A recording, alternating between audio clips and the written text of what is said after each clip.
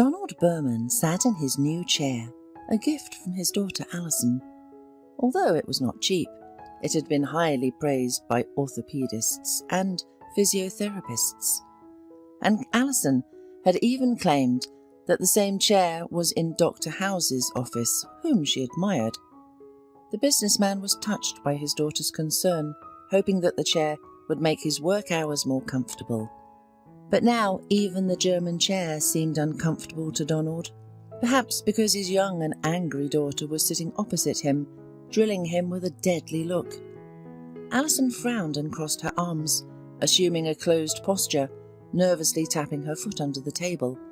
In such moments, she reminded Donald of an angry cat waving its tail like a pendulum before digging its claws into somebody's face.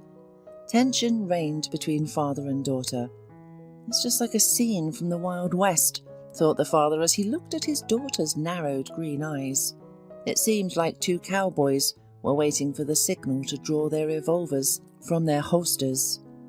"You know," said the man after the pause had dragged on, "you won't achieve anything with a disapproving look. I don't want my daughter to be a doctor. That's it." "You don't understand me," retorted the girl. "Although that's normal. The problems between fathers and children are an eternal story. Many novels are dedicated to it." Donald, unable to contain himself, rolled his eyes to the ceiling and muttered, "Excellent example, daughter. Now that you mention the novels, I should notice that many of the doctors in them died from contact with the sick. Are you really accusing me of not wanting such a fate for you?" Now it was Alison's turn to look up at the ceiling. Donald thought about how much they looked alike. The resemblance was both physical and temperamental. That was the problem. Both the daughter and the father were stubborn.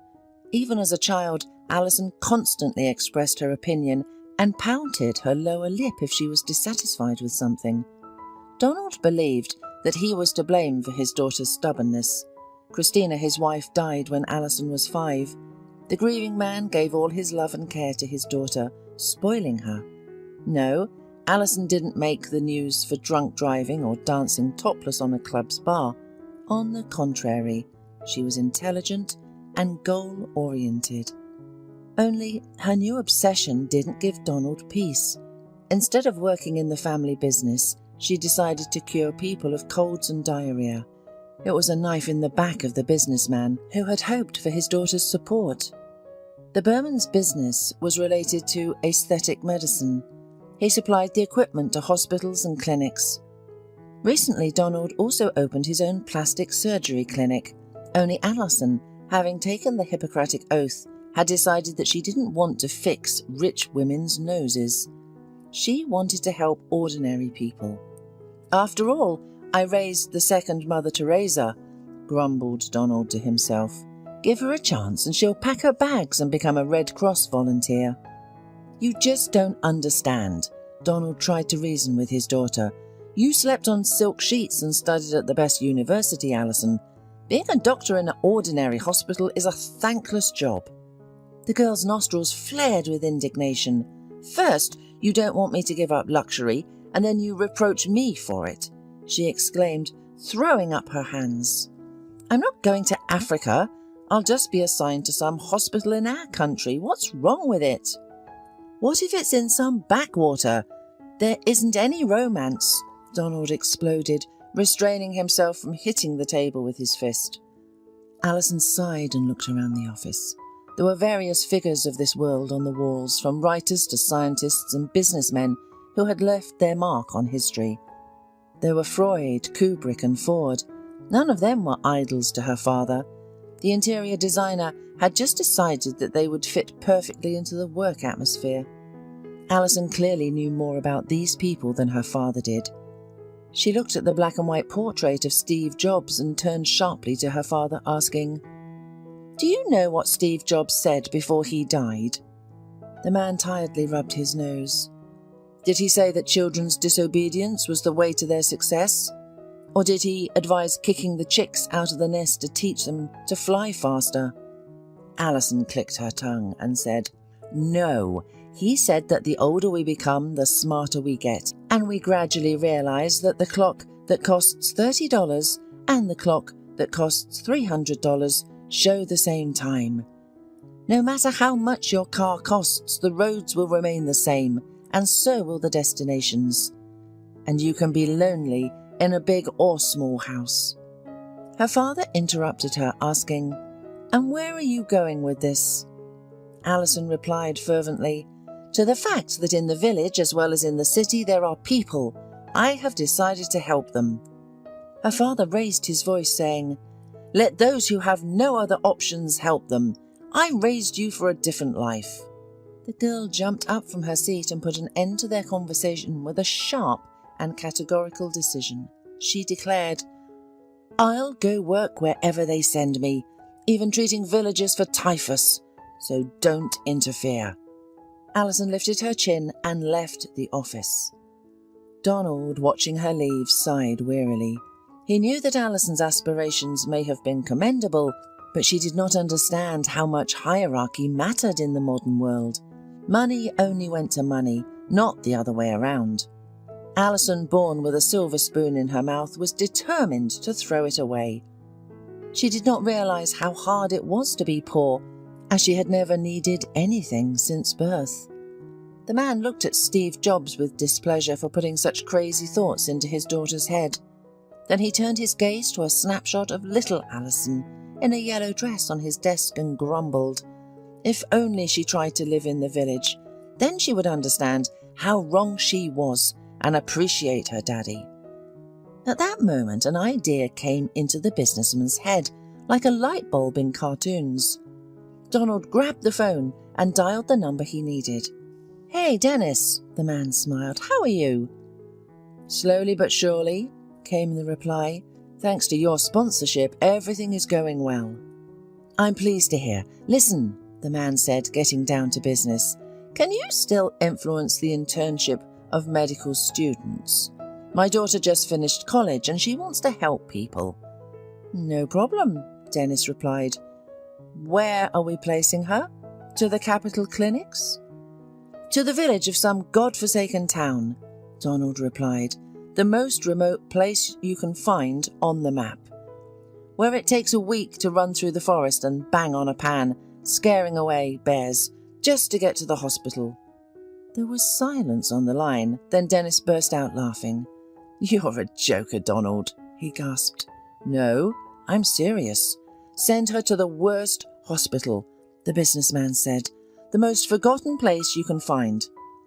And so began Alison's adventures. When Donald decided to send his daughter to the middle of nowhere, he hoped to knock some sense into her. He expected Alison not to even bother packing her bags when she found out where she was going. But Alison wanted to prove to her father that money wasn't everything. So she took off for Long Hill, where a place in a rural clinic awaited her.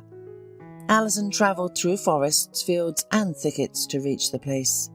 The doctor was given a simple house, just like the others, one floor, brick, with a tile roof. There was an old and gloomy house right next door to the doctor's house. It was wooden with windows, some of which were boarded up, clearly not meant for habitation. It was so dilapidated that if the big bad wolf from the tail of the three little pigs came, huffed and puffed, the building would collapse. At first, the girl enjoyed her new life. Breathing seemed easier away from the neon signs and city bustle. However, she soon encountered difficulties. They were not related to the cold floors, intermittent power outages, or lack of familiar products, but to the local suspicion of her as a stranger driving an expensive car. Local tractor drivers, shepherds and farmers gossiped that selling her car could buy the entire village and its residents as slaves. No one understood why such a well-groomed and young beauty came to their backwater. They were constantly testing Alison's strength, waiting for a catch. Despite this, Alison gathered her will and got down to work. She helped those in need, treating everyone with care and attention. Having recently graduated from college, she had not yet burned out or become callous. so every problem was important to her. With equal enthusiasm, Alison pulled splinters out of carpenters' fingers, treated scrapes on children's knees, and listened to elderly women complain about high blood pressure and drought killing their cucumbers in the garden. After a month, Alison got used to her new life, and the locals accepted her, and that's when the real horror began. Alison started sleeping poorly, hearing footsteps, creaks, and the mournful howling of dogs at night. She even got up at night and wandered around the house, armed with pepper spray and a smartphone, but found no one. Noticing her paleness and dark circles under her eyes, one of her regular patients, Mrs. Smith, grumbled, "You're worried about us, dear, but you're not taking care of yourself. Look how pale you've become, like a ghost." Alison tiredly smiled. "Well, thank you, Mrs. Smith, for the compliment." Hiding a yawn behind her palm, Alison explained, "You know, at night I always hear something. It's scary to be alone in the house." The old woman squinted. "You live next to the bad house where the windows are boarded up. It belonged to the former doctor. Have you noticed that it's close by? Your house was built later, on the same site. No one wanted to live in the old one." "Why not? Was the doctor a bad doctor?" Alison asked. "No, he treated everyone like everyone else." Mrs. Smith waved her dry hand. "But he went crazy. He was a good doctor, but one day his wife went to pick blueberries in the woods and disappeared. The whole village searched for her but didn't find her. The doctor started drinking out of grief. Then he took his own life. When they discovered the disappearance and opened the house, they learned of even more horrors. It turned out that he hit his wife and put her in the basement. She refused to live in the village and was going to leave him. In a fit of anger, he hit her, and he couldn't live with the guilt. He left a note of repentance. They say he still wanders there. After all, those who have decided to part with life themselves are not expected anywhere. People hear footsteps and see lights in the windows, but no one dares to go and check." Alison was a skeptic. She didn't believe in what she couldn't see, touch, or scientifically prove. Therefore, mermaids, forest spirits, and house spirits, about which the locals had already told her, didn't bother her. However, Mrs. Smith's story made the doctor's spine tingle. She did hear footsteps, but she never thought that they could be coming from the neighbouring house. Alison's workday was busy, so thoughts of the ghost doctor flew out of her head. Today a tractor driver cut his hand. She had to stitch it up and tie a bow on top, so the grown man wouldn't be too upset. Children with ringworm were brought in. They found some ill cats somewhere, kissed them, cuddled them, and caught the infection. Well, and a mountain of paperwork. Alison came home, barely managed to cook a simple dinner, and wanted to go to bed. And then she heard a creaking sound very close to her. Slept left the girl, and her eyes widened. She strained to listen and now understood that Mrs. Smith was right. She was looking for the source of the sounds in the wrong place. The noise was coming from the house next door, which was almost touching Alison's bedroom. There was only a low fence and a metre of land separating the two houses. She cautiously pushed aside the curtain and looked out the window. She gasped and hid behind the wall. There was definitely someone's shadow there, she thought fearfully. At first it was quiet, and then there was a sharp bam! And could it be someone's scream? Alison broke out in a cold sweat. "Well, I definitely won't go there," she muttered to herself to calm down. That's the law of any horror story. Don't check the basement, attic, or abandoned houses, especially at night and especially alone. That's how roosters fend off evil spirits. Dawn will come, and then I'll check. Alison didn't even realise at what point she started to believe in the power of roosters, and that the third rooster crow drives away all evil. She couldn't remember who told her this, whether it was Mrs. Smith or old Mrs. Madison. However, she now thought about getting such a useful bird for herself, or drawing circles of salt. The next morning, Alison had a day off. In the daylight, her nighttime fears subsided. The girl gathered her courage and went to the neighbouring plot. After all, the existence of a ghost still had to be proven, but her insomnia was real. The house was quiet. Alison squinted and shone her smartphone flashlight to see the surroundings. An old stove, a fallen bench, a rough table. At first, Alan decided that this was an ordinary, abandoned house. But the more she walked around, the more she realised that someone still lived there. Dust and cobwebs were not everywhere. She saw traces of someone else's meal, berries, fruits, corn husks and eggshells, and Alison also noticed rags with hardened blood. "Okay, enough for my impressions," she muttered and stepped back to the door. And then there was a loud creaking sound, and following that was a mild series of sounds resembling the patter of small feet, as if someone with light steps was walking around the house, hiding. Here, the girl almost started to recite the Lord's Prayer. She already imagined how the ghostly doctor rushed to meet his colleague, so to speak, to discuss new trends in medicine. Alison sharply turned around, intending to run away. That's not her business, however. Another annoying creak made the doctor scared and stumble in the dark. She stumbled over a fallen chair and fell to the wooden floor. The phone, along with the source of light, hit the floor, went out, and disappeared somewhere in the corner of the room. Alison cursed and tried to get up, but cried out in pain. The doctor managed to sprain her ankle. Out of anger and frustration, Alison whimpered like a little girl. She was ashamed and embarrassed. She came to a stranger's house as if hunting for ghosts, and even hurt her leg, and most likely broke her phone. "May I help you?" a quiet voice sounded. Alison froze, and her heart jumped to her throat, then fell to her heels. She looked into the darkness, crawling on the floor back to the exit. Who is here?" she whispered fearfully. And then, when she expected to see something mystical in the beam of light that penetrated the boards on the window, a boy stood up.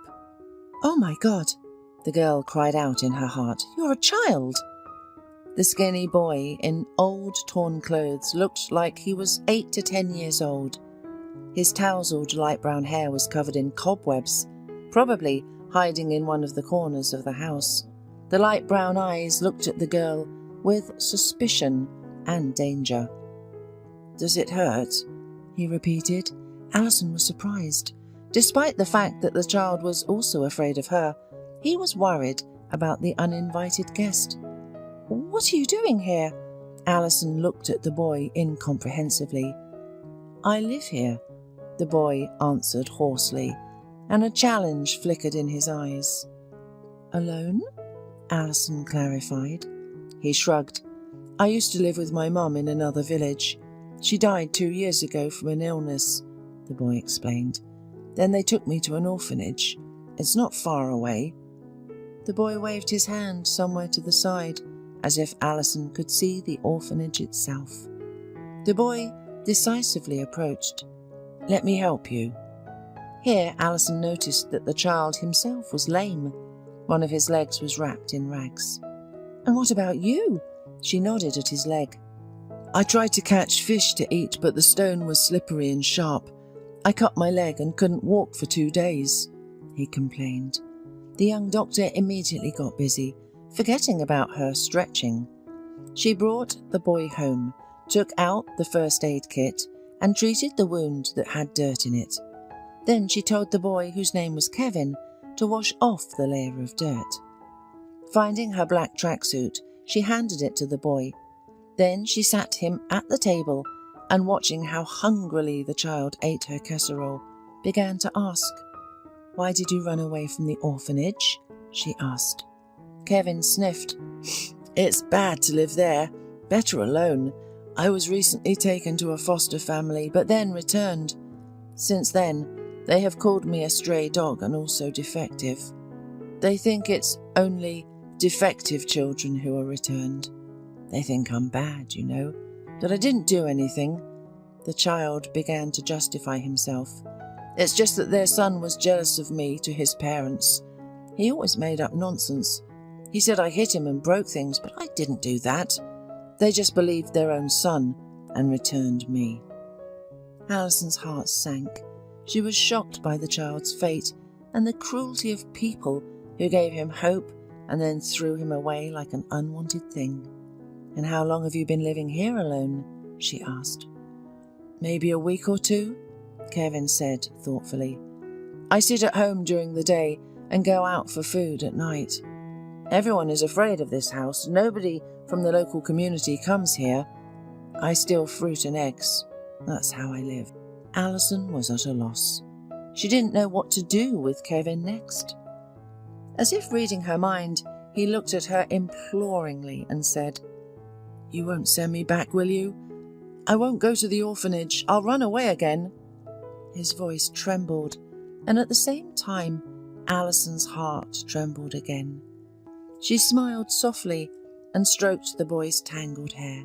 "No, Kevin, I won't send you back," she said confidently. Donald Berman was driving his SUV, looking at the rural scenery. His stubborn daughter recently disappeared from the radar. Her phone stopped answering a week ago. Of course, the man was worried and went to visit Alison personally. He hoped that she would return to the family nest, realizing that she was wrong. However, time passed and it didn't happen. The man had imagined many scary things, but reality turned out to be much more interesting. He didn't find Alison's house right away. He stopped at a store and asked the saleswoman where to find the new doctor. "Alison," the woman smiled. "She lives in the 5th house with a blue roof, with her brother. If you're going there, take some goodies. Thanks to Alison, my disease finally went away, and now I feel better." The woman handed the stunned businessman bags of cookies and candy. "With brother?" Donald gasped. "Yeah, with her younger brother Kevin." The saleswoman shrugged and turned to the next customer. Donald, with sweets in hand, rushed to find the house with the blue roof. And finally he found the house, his daughter, and his supposed son, who had appeared out of nowhere. The boy was picking cherries under a bush. "Alison," the man exclaimed, calling his daughter, "please tell me, when did I have a son?" The boy looked up in surprise. Alison turned around to see a man standing at the edge of her yard. "Dad?" she said in shock, dropping the spoon she was holding. "I didn't know you were coming." Her father looked at her quizzically, taking in the scene before him. "Who's this?" he asked, gesturing towards the boy. Alison hesitated for a moment before introducing Kevin as her friend. The girl told him how she broke her phone and shared the story of Kevin. "To prevent gossip from locals, I called him my brother," the girl explained, looking tenderly at the child, who was washing berries for compote. "He helps me a lot and tries very hard. He's a good and sincere boy." "That's illegal. You should call the orphanage," the man said, shaking his head. "If you do that, I'll adopt him," the girl said. "I've looked into the orphanage. They didn't even search for him, you know. They don't care that a child went missing. But that's not your responsibility. You can't just take all the homeless people home." "Why not? It's possible," Alison answered defiantly. The father, angered by his daughter, wanted to leave. "Well, you're alive, and that's all I wanted to know." However, fate had other plans. The car broke down. Donald had to stay as a guest at his daughter's and her named brother's place. That was the turning point in the businessman's life. He saw with his own eyes how life flows calmly in the village. He realized how many kind and sincere people surrounded his daughter. Even if they were simple, they were kind. Kevin took Donald fishing. The businessman realized that he hadn't held a fishing rod in his hands for 30 years because of work. even though he loved it in his youth. In a couple of days, the locals repaired his car, but Donald didn't want to leave. The man stayed for another day, and then another, and another. His soul became attached to the boy. He waved his hand and took legal guardianship over him. "I need someone to go fishing with," Donald grumbled, when a happy Kevin hugged his new father by the neck. Alison just wiped away her tears. Many, many years passed, and Donald finally found a worthy successor for his business. When Kevin grew up and finished school, he happily followed in his father's footsteps. Alison left the village as she went for a promotion. However, they still often visited Long Hill, as it was really easier to breathe there.